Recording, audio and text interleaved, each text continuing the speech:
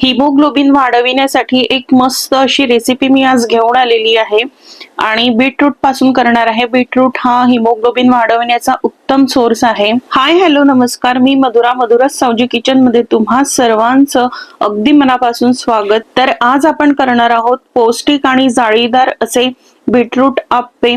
दिसायला तर फारच सुंदर दिसतात, बघूनच खाण्याची इच्छा होते आणि ज्यांना बीटरूट आवडत नसेल ते सुद्धा आवडीने खातील। एकदा कराल तर पुन्हा पुन्हा तुम्ही करून खाल, इतकी याची चव अप्रतिम अशी लागते। याला रंग सुद्धा खूप छान येतो आणि रंग छान येण्यासाठी बीटरूटचं प्रमाण किती वापरायचं ते सुद्धा मी यात सांगणार आहे। सोबतच खायला आपण चटणी सुद्धा करणार आहोत आणि रेसिपी अगदी सोपी आहे। तर त्यासाठी व्हिडिओ शेवटपर्यंत बघा आणि अजूनपर्यंत तुम्ही माझ्या चॅनलला सबस्क्राइब केलं नसेल तर पटकन सबस्क्राइब करा, खाली दिलेल्या बेल आयकॉनवरही क्लिक करा। चला तर मग आता वेळ न घालवता पटकन रेसिपीला सुरुवात करूया। तर इथे मी 1 कप रवा घेतलेला आहे, तुम्ही कुठल्याही एका वाटीने मोजून घेऊ शकता। त्यानंतर अर्धा कप मी इथे दही घेतलेला आहे, दही साधं आहे, खूप आंबट दही आपल्याला इथे वापरायचं नाही आहे। रवा आणि दही आधी मिक्स करून घ्यायचं आणि त्यानंतर यात थोडं थोडं पाणी घालून आपल्याला हे भिजवून घ्यायचं आहे। तर थोडं थोडं पाणी घालायचं, एकदम आपल्याला खूप जास्त पाणी यात घालायचं नाहीये। आता मी हे भिजवून घेतलेला आहे। आता 15 मिनिटासाठी आपल्याला याला रेस्ट करायला ठेवायचं आहे, म्हणजे यातला जो रवा आहे तो व्यवस्थित फुलेल। तर आता याला 15 मिनिटासाठी झाकण घालून ठेवायचंय। आता इकडे चटणी करण्यासाठी आपल्याला डाळवं घ्यायचंय 4 टेबलस्पून, 2 टेबलस्पून खोबरा किस घ्यायचा आहे, अर्धा इंच आल्याचा तुकडा आणि चवीनुसार आपल्याला इथे मिरची घालायची आहे। मी यात 2 हिरव्या मिरच्या घालून घेतलेल्या आहेत, तुम्ही तुमच्या चवीनुसार घाला। त्यानंतर यात मुठभर कोथिंबीर घालायची आहे आणि कढीपत्ता घालायचा आहे। त्यानंतर चवीनुसार मीठ घालायचं आहे आणि पाव चमचा साखर घालायची आहे। त्यानंतर आपल्याला 4 टेबलस्पून यात दही घालायचं आहे, तर दही इथे आंबट वापरायचं नाही आहे, फ्रेश दही घालायचं आहे। त्यानंतर लिंबाचा रस घालायचा आहे, लिंबाचा रस ऑप्शनल आहे, नाही घातला तरीही चालेल। आता याला मिक्सर मधून छान बारीक करून घ्यायचं आहे। तर अशा पद्धतीने मी याला छान बारीक वाटून घेतलेला आहे। तर इथे ही आपली चटणी तयार आहे। आता याला आपल्याला तडका देण्यासाठी तेल गरम करून घेतलं आणि त्यात अर्धा चमचा जिरे आणि मोहरी घातलं आणि 1 मिरची घालून घेतली आणि त्याचा तडका आपल्याला यात द्यायचा आहे। तर अर्धा तडका मी ठेवलेला आहे, अर्धाच यात घातलेला आहे। तर तो जो मी ठेवलेला आहे त्याचा वापर मी नंतर करणार आहे। आता हे मिक्स करून घ्यायचं। तर अशा प्रकारे इथे आपली चटणी तयार झालेली आहे। आता इथे मी 1 बीटरूट घेतलेला आहे, तर याला आपल्याला सोलून घ्यायचं आहे आणि त्यानंतर याला किसून घ्यायचं आहे। तर अशा पद्धतीने मी 1 बीटरूट किसून घेतलेला आहे।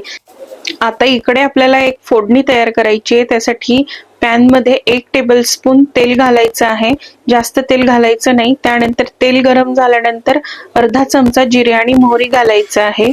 मोहरी तळतळल्यानंतर याच्यामध्ये आपल्याला घालून घ्यायचं आहे कढीपत्ता। त्यानंतर इथे मी 1 मीडियम साईजचा कांदा बारीक चिरून घेतलेला आहे, तो सुद्धा घालायचा आहे। तर कांदा इथे आपल्याला 1 मिनिटच परतायचा आहे, खूप जास्त याला आपल्याला परतायचं नाहीये। त्यानंतर जो बीटरूट मी किसून घेतलेला आहे तो घालायचा आहे। तर बीटरूट सुद्धा आपल्याला इथे 1-2 मिनिटच परतायचं आहे, खूप जास्त परतून घ्यायचं नाही आहे। तर आता मी याला इथे 1-2 मिनिट परतून घेतलेला आहे। आता आपल्याला गॅस बंद करून घ्यायचा आहे आणि आता इथे झालेलं आहे। आता इकडे जो मी रवा भिजत घातलेला होता त्याला 15 मिनिट झालेले आहे, रवा छान फुललेला आहे। हे बॅटर सुद्धा आता पहिलेपेक्षा थिक झालेलं आहे। आता हे जे आपण फोडणी तयार केलेली होती ती गरम गरम फोडणी आपल्याला या बॅटर मध्ये घालायची आहे। तर संपूर्ण हे बीटरूट आणि कांद्याची फोडणी मी यात घालून घेतलेली आहे। आता यात घालायचं चवीनुसार मीठ आणि पाव चमचा साखर घालायची। आता हे आपल्याला व्यवस्थित मिक्स करून घ्यायचं आहे आणि कन्सिस्टन्सी ऍडजस्ट करण्यासाठी आपल्याला यात थोडं थोडं पाणी घालायचंय। तर आता हे बॅटर खूप घट्ट आहे, त्याच्यामुळे आपल्याला यात थोडं थोडं पाणी घालून आपल्याला हे मिक्स करायचं आहे आणि परफेक्ट कन्सिस्टन्सी आपल्याला याची करायची आहे।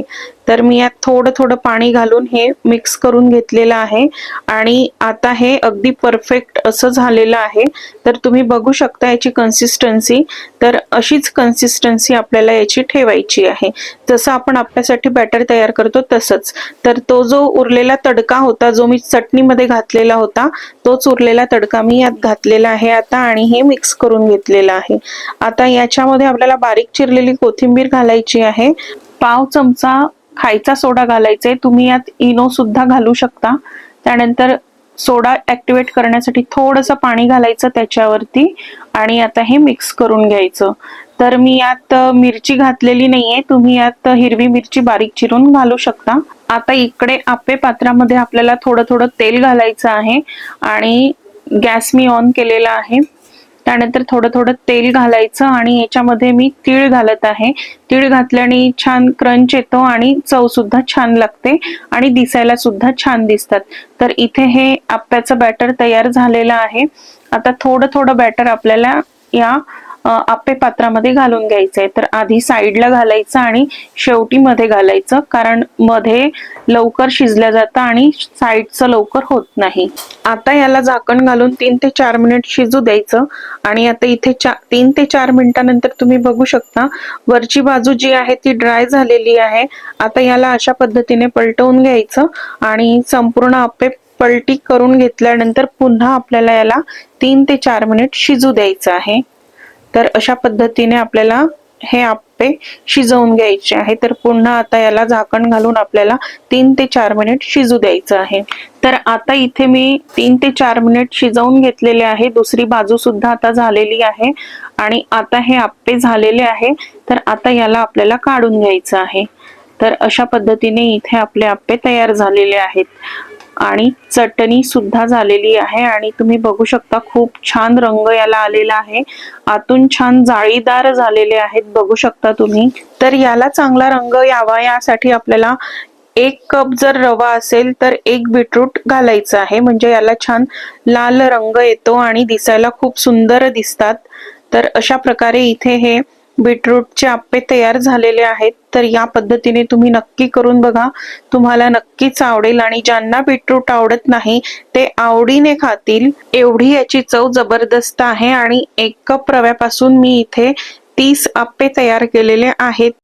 तर कसा वाटला तुम्हाला आजचा व्हिडिओ, कमेंट करून मला नक्की सांगा। व्हिडिओ आवडला असेल तर व्हिडिओला लाईक करा, शेअर करा, यूट्यूब चॅनलला सबस्क्राईब करा, फेसबुकवर पाहत असाल तर फेसबुक पेजला फॉलो करत राहा। भेटत राहू अशाच नवीन नवीन रेसिपीज सोबत, तोपर्यंत बाय, धन्यवाद।